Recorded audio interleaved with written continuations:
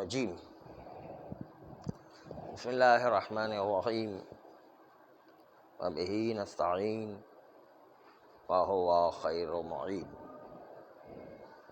آج کی جو گفتگو ہے اس میں یہ کہ کوئی شخص بغیر سیکھے ہوئے مسائل کو نماز پڑھنا چاہتا ہے اور اس کو پتہ بھی ہے کہ میں نماز میں اشتباہ کر سکتا ہوں اور اس نماز میں میرے لیے صحیح نماز پڑھنا مشکل ہے، تو اس وقت اس کے اوپر واجب ہے کہ مسائل کو پہلے سیکھے، اور سیکھنے کی وجہ سے اس کو نماز آخر وقت میں بھی پڑھنے نصیب ہو جاتی ہے، تو آخر وقت تک سیکھنے کا کام کرے۔ اس تاخیر میں کوئی حرج نہیں، بلکہ یہ واجب کام ہے، پہلے سیکھے اور سیکھنے کے بعد چاہے تاخیر سے نماز پڑھنا پڑے پھر بھی تاخیر سے نماز ہی پڑھنا ہے، کہ سیکھنا اس کو واجب ہے، سیکھنے کا کام بھی چونکہ واجب ہے اس لیے تاخیر سے نماز پڑھے گا وہ۔ لیکن اگر اس نے جلد بازی کر دی اور اس نے جو بغیر سیکھے نماز شروع کر دی، شک و سہو کے مسائل اس کو آتے نہیں تھے، اس نے نماز کو شروع کر دیا، اندھادھند جو ہے شروع کیا، تو ایک مرتبہ پتہ چلا کہ اس کی نماز کے درمیان شک و سہو کا مسئلہ درمیان میں پیش آ گیا۔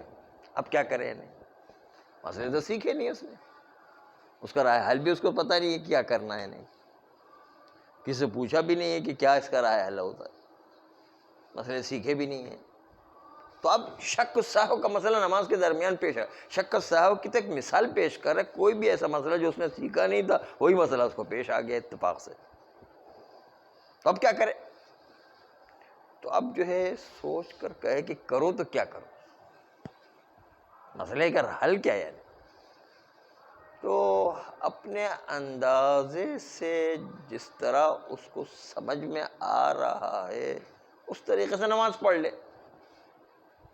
نماز پڑھنے کے بعد پھر دیکھے کہ وہ نماز جو میں نے پڑھی تھی صحیح پڑھی تھی یا نہیں، توضیح المسائل میں جا کے اور عالم سے پوچھ کر کے معلومات کرے کہ میں نے صحیح نماز پڑھی ہے نہیں پڑھی ہے، توضیح المسائل میں جا کے دیکھے کہ اس نے نماز صحیح پڑھی ہے نہیں پڑھی ہے۔ اگر وہ صحیح نکل آئے اتفاقی طور پر کہ جو نماز اس نے اندازے سے پڑھ لی ہے مسئلے کو جانے بغیر، تو اس کی نماز صحیح ہے، چانس پر نماز صحیح ہے۔ لیکن اگر پتہ چلے کہ نہیں نماز تو غلط ہو گئی، میں نے جو ہے کچھ رکن چھوڑ دیا، کچھ واجبات کو چھوڑ دیا، کچھ حرام چیزیں انجام دے دی، کچھ جو ہے باطل کرنے والی چیزیں انجام دے دی، اور اس کے وجہ سے نماز جو ہے باطل ہے، نہیں چاہے رکن نہ بھی ہو، اس نے غلطی کر لی ہے تو اس کی نماز باطل ہے۔ ضروری نہیں کہ رکن میں غلطی کی، غیر رکنی واجبات کو بھی چھوڑ دیا تو اس کی نماز باطل ہے۔ کیوں نہیں سیکھا اس نے؟ خالی ارکان کی معافی جاہل قاصر کو ہوا کرتی ہے، نہ جاہل مقصر کو۔ جاہل قاصر جو دیہاتوں میں جنگلوں میں رہتا ہے، جس کا کوئی جو ہے رابطہ ہی نہیں ہے علم حاصل کرنے کا، اور کوئی ذریعہ نہیں ہے کہ وہ علم حاصل کر سکے، یا جس کی توجہ ہی مسائل کی طرف نہیں گئی ہے، ایسے لوگوں کو جاہل قاصر کہا جاتا ہے۔ اما جو شہر میں رہتا ہے مسائل سیکھ سکتا ہے، مسائل پوچھ سکتا ہے، تو ان مسائل کو دیکھ سکتا ہے، مراجع سے کانٹیکٹ کر سکتا ہے، ای میل استعمال کر سکتا ہے، جو ہے کمپیوٹر استعمال کر سکتا ہے، نیٹ استعمال کر سکتا ہے، اور جو موبائل استعمال کر سکتا ہے، سارے وسائل موجود ہے، اس کے باوجود نہیں سیکھتا ہے تو اس کی تو نماز باطل ہے، چاہے اس نے واجبات غیر رکنی کو چھوڑ دیا ہو پھر بھی اس کی نماز باطل ہے۔ اس لیے سیکھنا ضروری ہے، نہ سیکھے اور غیر رکنی میں بھی اگر اس کا کہیں نقصان ہو جاتا ہے تو نماز باطل ہوگی، کیونکہ وہ جاہل مقصر ہے۔ کیوں نہیں سیکھے مسئلے ہیں، اس کے تو جو ہے وسائل موجود تھے، توضیح المسائل موجود ہے، عالم موجود ہے، نیٹ موجود ہے، ای میل پر جو ہے معلوم کر سکتا ہے، اور سیستانی کی .com پر معلوم کر سکتا ہے، دوسری اور ہزار جگہ جس سے معلوم کر، لیکن وہ جو ہے سستی کر کے نہیں معلوم کرتا۔ مسائل سیکھنا واجب تھا، اس کے باوجود نہیں سیکھا، واجبات غیر رکنی میں بھی اشتباہ ہو جائے تو اس کی نماز باطل ہے، اس کو دوبارہ سے پڑھنا ہوگی۔ ہاں توجہ نہ ہو تو وہ بھی بتائے کہ توجہ نہ ہو اس کو کہتے ہیں غافل۔ غافل بھی جاہل قاصر کے حکم میں۔ جاہل قاصر یعنی جس کی نماز صرف اس وقت باطل ہوگی جب ارکان میں خرابی ہو جائے، جاہل قاصر کے حکم میں ہوتا ہے۔ غافل برابر ہے جاہل قاصر۔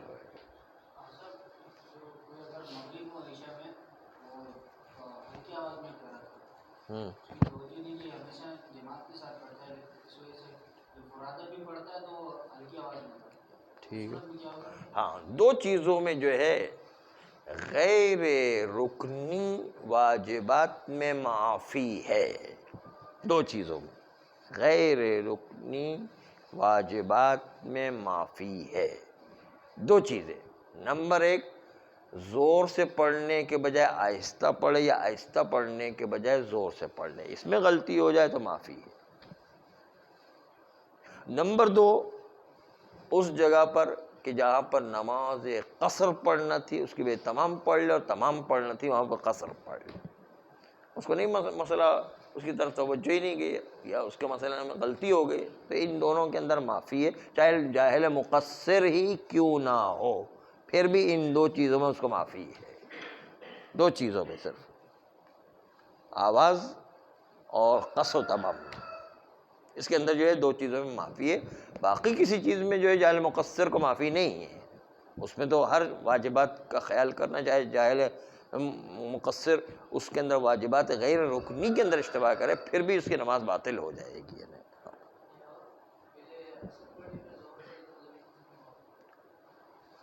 پہلے اثر پڑ، وہ تو مسئلہ ابھی آ رہا ہے، ابھی بات چل رہی ہے کہ شک و سہو کے مسائل نہیں سیکھے، شاید آپ تھے نہیں اس وقت، ہم نے جب مسئلہ شروع کیا اس وقت تھے نہیں آپ، ہم نے بتایا تھا کہ شک و سہو کے مسئلے میں غلطی کر دی اس نے، مسئلے نہیں سیکھے، بغیر سیکھے ہوئے نماز شروع کر دی اس نے۔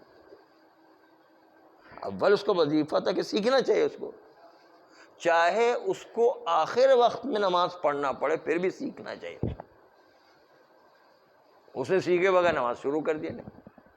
اب نماز شروع کر دی تو نماز شروع کرنے کا نتیجہ یہ ہوگا کہ یا تو شک و سہو کے مسائل ہی پیش نہیں آئیں گے اس کو، اور بالکل آرام سے نماز پڑھ کے نکل جائے گا جو اس کو آتا تھا اس کے حساب سے، تو مسئلہ ہی پیش نہیں آیا اس کو، یہ شک و سہو کے مسائل پیش آئیں گے اور آ گئے نہیں، اور اس کو مسئلہ پتہ ہی نہیں ہے کہ کیا کرنا ہے، اس کو پہلے سے پتہ بھی تھا کہ میں اگر شک و سہو کے مسئلے میں پھنس گیا تو اس وقت نکل نہیں سکتا ہوں کیونکہ مجھے مسئلہ معلوم نہیں ہے، اس کو یہ احتمال پہلے سے تھا، لیکن اس کے باوجود اس نے نماز شروع کر دی۔ جب نماز شروع کر دی تو نماز شروع کرنے کے بعد اس کو جو پتہ چلا کہ شک و سہو کے مسئلے وہ حل نہیں کر پا رہا ہے، تو اب کیا کرے؟ پھر اندازے سے کہ جو اس کی سمجھ میں آ رہا ہے اس طریقے سے نماز پڑھ لے، نماز پڑھنے کے بعد جا کے توضیح المسائل دیکھے یا عالم سے پوچھے کہ بھائی اس نماز کے اندر میں نے اس طرح سے نماز پڑھی ہے، آپ بتائیے کہ صحیح نماز پڑھی یا صحیح نماز نہیں پڑھی، یا عالم سے مطلب وہ قابل اعتبار جو مسائل میں ماہر ہے اور اس پر اطمینان ہے کہ وہ صحیح مسئلے بتائے گا، ہر عالم سے نہیں پوچھنا ہے، عالم جس پر اعتبار ہو کہ بالکل صحیح مسئلے بتاتا ہے اس سے جا کے پوچھنا ہے، ہر آدمی سے جو مسئلے بھی نہیں پوچھے جاتے، مسئلے اس سے پوچھے جاتے جس کے بارے میں اطمینان ہے کہ وہ صحیح مسئلے بتانے والا ہے، ہاں اس لیے کہ شرعی ذمہ داری ہے ہاں۔ تو یہاں پر اس عالم سے پوچھا جس پر اعتبار ہے کہ واقعی صحیح مسئلے بتاتا ہے، یا توضیح المسائل میں جا کے خود دیکھ لے کہ جو مسئلہ صحیح ہم نے انجام دیا ہے یا نہیں، اگر صحیح مسئلہ نکل آیا یعنی توضیح المسائل کے مطابق یا عالم نے جو بتایا اس کے مطابق اس نے نماز پڑھ لی ہے تو اس کی نماز صحیح ہے، اچھی بات ہے، لیکن اگر جو ہے اس نے توضیح المسائل کے مطابق یا عالم کے بتائے ہوئے طریقے کے مطابق نہیں، غلط نماز پڑھ لی جس میں کوئی واجبات غیر رکنی چھوٹ گیا ہے، ان دو کے علاوہ قصر و تمام اور جہر و اخفات کے علاوہ کوئی دوسرا واجبات غیر رکنی چھوٹ گیا ہے، تو ایسی صورت میں اس کی نماز باطل ہوگی اور اس کے نتیجے میں دوبارہ سے اس کو نماز پڑھنا پڑے گی۔ یہ جو ہے پہلا مسئلہ آپ کے سامنے آ گیا۔ اس مسئلے کا نام ہے بغیر سیکھے نماز شروع کرنا۔ دوسرا مسئلہ جس کا نام ہم رکھتے ہیں کہ نماز پڑھتے وقت قرض دار آ جائے، تو اس نماز کا نام ہے قرض دار۔ قرض مانگنے والا آ جائے تو کیا کرنا ہے؟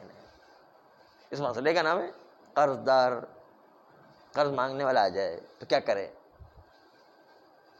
اگر جو ہے ہم نماز شروع کرنا چاہتے ہیں اور قرض دار آ کے کھڑا ہو جائے گا بھائی میرے پیسے دو، تو انسان پر واجب ہے کہ اپنی نماز توڑ کر کے بھی اس کا قرضہ دے۔ واجب ہے یہ، نماز توڑ کے بھی قرض دار کا قرض واپس کرو، وہ زیادہ اہم ہے۔ یہاں پر مسئلہ پیش آتا ہے کہ قرض دار نہیں آتا، لیکن آج کل ٹیکنالوجی ترقی کر گئی ہے تو وائس آتا ہے یا SMS آ جاتا ہے۔ ہاں نہیں تو SMS نہیں، SMS آ جائے تو نماز پڑھ کے وہ اپنا قرضہ اس کو واٹس ایپ کر کے بینکنگ کے قانون کے تحت اس کے اندر منتقل کر دے، کوئی وہ خود آ کے کھڑا ہو گیا ہے نہیں۔ ہاں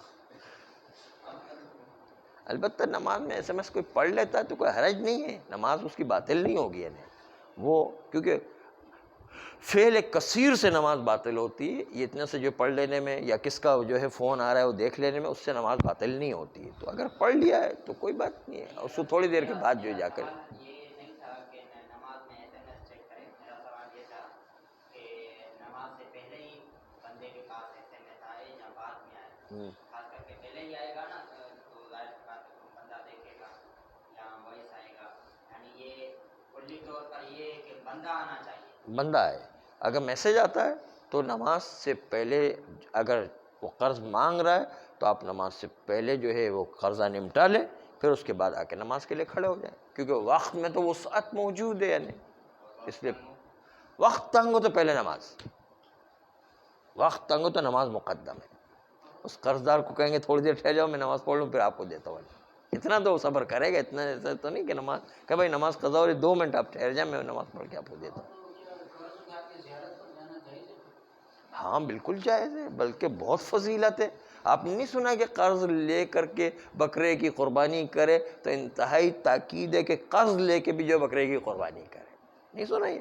تو زیارت تو اس سے بھی کئی گنا ہزاروں گنا بہتر ہے، یعنی زیارت بہت فضیلت رکھتی ہے نا، عجیب و غریب ہے نا۔ اگر پیسے موجود ہیں اور قرض دینا ہے تو کیا قرض دینا زیادہ ضروری ہے یا زیارت پہ جانا؟ قرض دینا یا قرض لینا؟ قرض دینا، پیسے یہ تو ایسا نیک بندہ کون ہے ذرا ہمیں بھی دکھائیے گا تاکہ ہم بھی جو اس سے رجوع کریں۔ قرض دینے والا بندہ ہے تو اچھا قرض اتارنا، یہ دونوں میں فرق ہے، قرض دینا اور قرض اتارنا دونوں میں فرق ہے۔ ہاں دونوں الفاظ میں فرق ہو جاتا ہے، ابھی دیکھیے گا الفاظ کے کھیل ابھی ہم آپ کو بتائیں گے، تھوڑی دیر میں آنے والا ہے وہ مسئلہ بھی۔ اگر قرض اتارنا ہے تو جتنا جلدی ہو سکے واجب ہے کہ اگر وقت اس نے ٹائم دیا تھا اس ٹائم کے پہنچنے کے فوراً بعد قرضہ واپس کرنا واجب ہے۔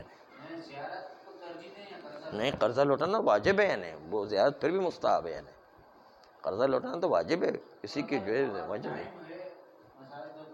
اتنا ٹائم ہے کہ 40 دن ہے، مطلب اگر 20 دن میں زیارت کر کے لوٹا ہوں اس کے بعد 20 دن ہے، ہاں اس صورت میں کیا؟ ہاں تو پھر آپ زیارت کر کے آ جائیں، کوئی مسئلہ نہیں، آپ کو ٹائم دیا ہوا 40 دن کا تو آپ جا کے 20 دن میں زیارت کر کے آ جائیں، کوئی حرج نہیں۔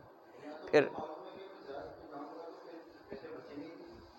ہاں نہیں تو وہ قرضہ ادا کرنا اہم ہے، کہ پیسے خرچ ہو جائیں گے تو پھر قرضہ ادا کرنا اہم ہے، کیونکہ وہ واجب کام ہے وہ ادا کرنا ضروری ہے۔ ہاں البتہ اس سے مہلت لی ہوئی ہے کہ اگر دیر ہو گئی تو بھی جو اجازت ہے تو ٹھیک ہے، اگر وہ راضی ہے تو ٹھیک ہے، قرض دینے والا راضی ہونا چاہیے، ورنہ قرضہ ادا کرنا سب سے، ابھی بتایا نا کہ نماز توڑ کے، واجب نماز توڑ کے بھی قرض دار کو قرضہ ادا کرو، واجب نماز ہے اس کو بھی توڑ کے قرض دار کو پہلے قرضہ ادا کرو، اپنی نماز جو ہے اس کو نہیں گناہ نہیں ہے، واجب ہے بلکہ۔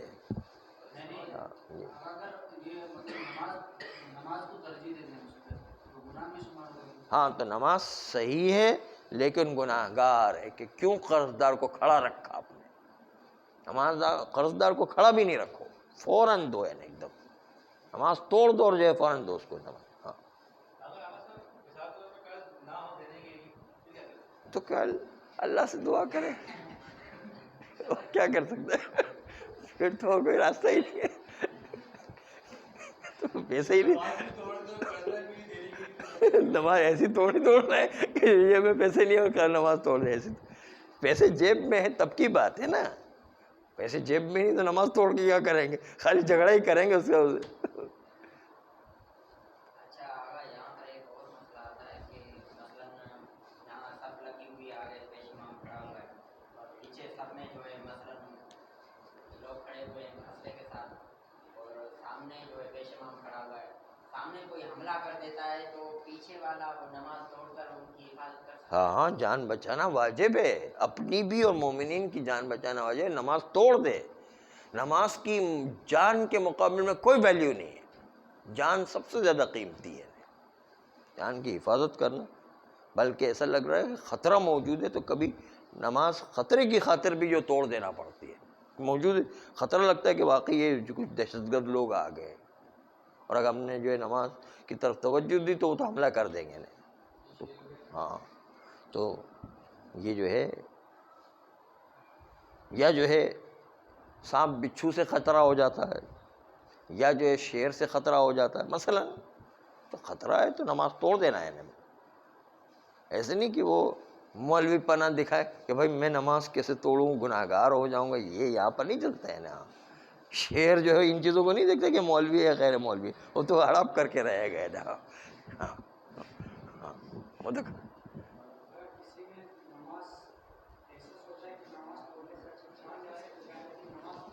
نماز توڑ کے کیا، اچھا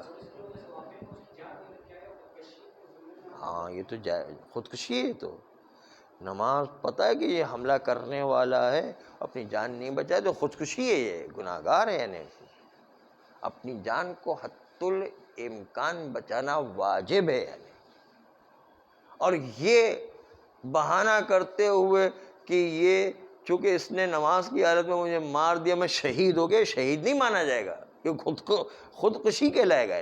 جب پتہ ہے تو اپنا دفاع کرو، پہلے دفاع کرتے ہوئے کبھی مر جائے تو ایک الگ بات ہے. ہاں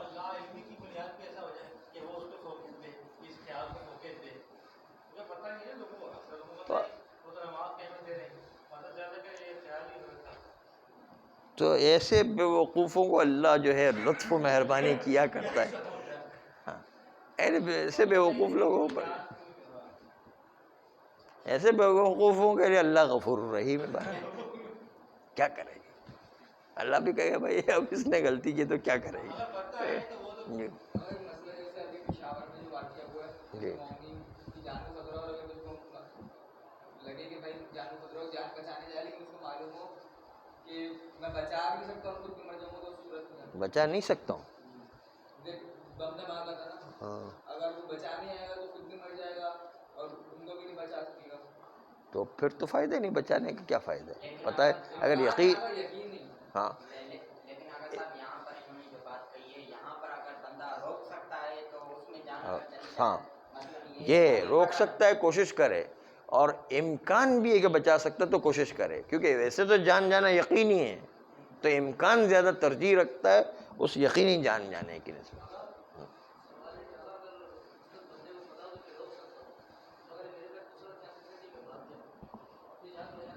یہ تو بھگوڑے ہو جائیں گے پھر، وہی والے وہی عہد والے بھگوڑے ہو جائیں گے. جان بچا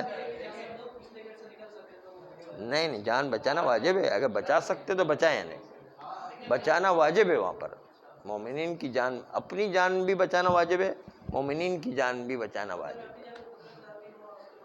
ہاں جان بچا سکتا ہے اس کی، اگر اس کے اندر قوت ہے کہ بچا سکے تو بچانا واجب ہے. پھر ہاں شہید کے لیے، اگر کوئی خدا نخواستہ کوئی حادثہ ہو جاتا ہے تو شہید کے لیے، کیونکہ مومنین کی جان بچانے گیا تھا وہ تو. ایک جان جاتی ہے بچانے کے لیے، میں بات کو ایک جان تو جائے گی لیکن جو 50 مومن اندر پڑے ہیں وہ بچ جائیں گے، تو بھی بہتر ہے. نہیں ہاں وہ تو بہتر ہے، یقیناً بہتر ہے کہ ایک جان کے بجائے 50 جان اس نے بچا لی. اچھی بات ہے. بہرحال خیر.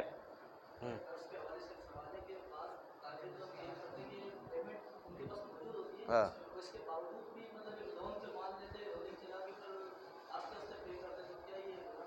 ہاں نہیں ٹھیک ہے، ان سے قرض دینے والا تقاضا تو نہیں کر رہے نا، بس تو پھر ان کے سسٹم میں اسی طرح سے چل رہے ہیں، دیکھو یار سسٹم کے حساب سے چل رہا ہے وہ ٹھیک ہے، ہاں ٹھیک ہے، وہ سسٹم کا حصہ ہے، وہ تو سسٹم کے حساب سے چل رہا ہے، کوئی حرج نہیں اس میں۔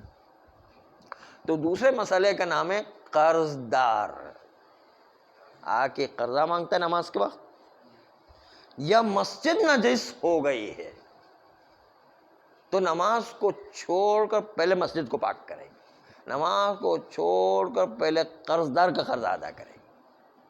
ہاں اگر وقت تنگ ہو جائے، بالکل وقت کم ہے، نماز قضا ہو جانے کا خطرہ، تو پہلے نماز پڑھیں گے، پھر نجس کو پاک کریں گے، پہلے نماز پڑھیں گے، پھر قرض دار کو قرضہ ادا کریں گے، اگر نماز کا وقت کم ہو گیا تو۔ نماز کا نہیں دے رہا ہے تو اس کو دینا واجب ہے یا نہیں؟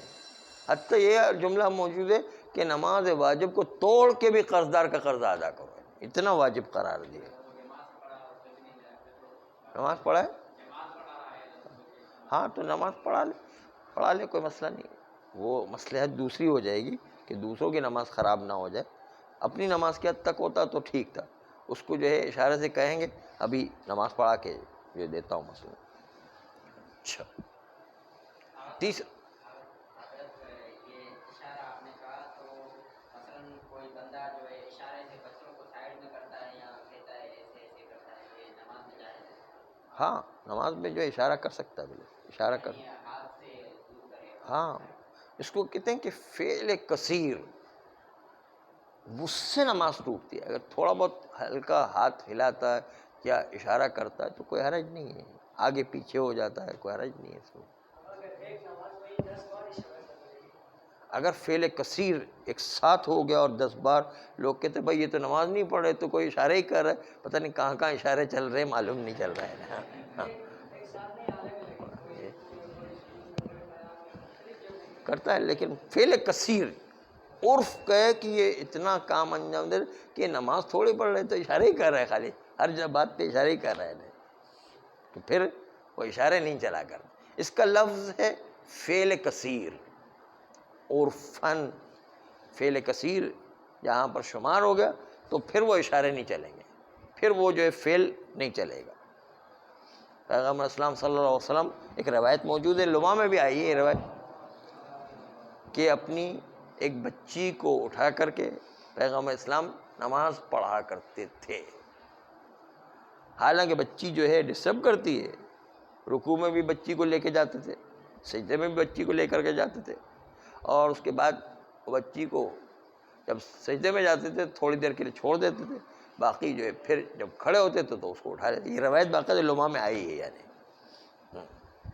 تو چونکہ اس سے سامنے والے دیکھنے کے بعد یہ کہ ہاں یہ نماز تو پڑھ رہا ہے، ٹھیک ہے بچی کو اٹھایا ہوا ہے لیکن نماز تو پڑھ رہا ہے، بات جب تک یہ صادق آتا ہے کہ نماز پڑھ رہا ہے، یہ نہ ہو کہ فعل کثیر کے نتیجے میں کہا جائے کہ بھائی یہ تو اشارے کر رہا ہے تو کھیل کر رہا ہے، کوئی نماز تھوڑی پڑھ رہا ہے، یہ جب تک جملہ نہیں آتا ہے تب تک عرف کہلائے گا کہ نماز کو مان رہا ہے، نماز کو مان رہا ہے تو فعل کثیر جو ہے ابھی تک صادق نہیں آیا ہے، اور اس کی بنیاد پر تھوڑا بہت جو ہے فعل کرنا، اس سے اشارہ کرنا، اس سے نماز صحیح ہوا کرتی، چاہے وہ آگے جا رہا ہے، پیچھے جا رہا ہے، سائڈ پر جا رہا ہے، اور جو ہے کوئی چیز اٹھا رہا ہے، اس سے بھی جو ہے کوئی فرق نہیں پڑتا ہے، نماز اپنی جگہ پر جاری رہے گی۔ اگر عرف کہتا ہے کہ یہ تو نماز پڑھ رہا ہے، وہ جب تک کہ یہ نہ کہے کہ بھائی یہ تو کچھ کام میں مشغول ہو گیا ہے،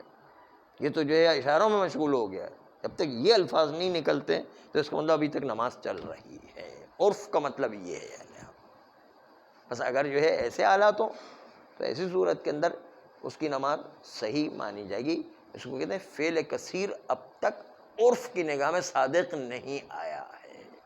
عرف کا معیار کیا ہے؟ عرف کا معیار ہے کہ اکثریت لوگ یہ مانیں کہ اس کی نماز اب تک جاری ہے، اگر وہ یہ کہتے ہیں کہ بھائی آپ نے دیکھا ہوگا بعض رضویہ کے اندر بعض لوگ تھے، ایک ڈاکٹر صاحب تھے، وہ نماز کے اندر الحمد اور سورہ قل هو اللہ میں اتنی دیر کھڑے رہتے تھے کہ الحمد کے اندر بسم اللہ الرحمن الرحیم پڑھیں گے تو 1 گھنٹے فکر کرنے کے لیے ٹھہر جایا کرتے کہ بسم اللہ کے اندر مطلب کیا ہے، اس کی تفسیر کیا ہے، اس کے پیچھے رموز کیا چھپے ہوئے ہیں، اس کے اندر جو معنویت کیا چھپی ہے، اس کے اندر عرفان کیا چھپے، 1 گھنٹہ بسم اللہ کہہ کے ٹھہر جاتے تھے. واقعی ایسے ہوا ہے، رضویہ کے اندر ایسا ہوتا تھا. ڈاکٹر صاحب کا نام نہیں لے رہا ہوں میں، باقی جو ہے وہ اس طرح کرتے تھے. کہتے جب ان سے پوچھا گیا آپ کیسی نماز پڑھتے، کہتے ہم عرفانی نماز پڑھتے ہیں. اس نماز کا نام تھا عرفانی نماز. ہاں، اور پورے آسمانوں کی سیر کر کے آتے تھے. ان کی نماز 5 گھنٹے میں ایک بڑی مشکل سے نماز ہوتی تھی. تو سبحان اللہ والی نماز تھی، لیکن وہ باطل تھی.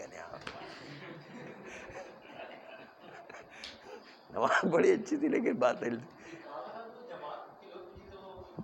جماعت نہیں پڑھتے تھے، وہ فرادے ہی پڑھتے تھے. کہتے مجھے جماعت نہیں ہوتی ہے.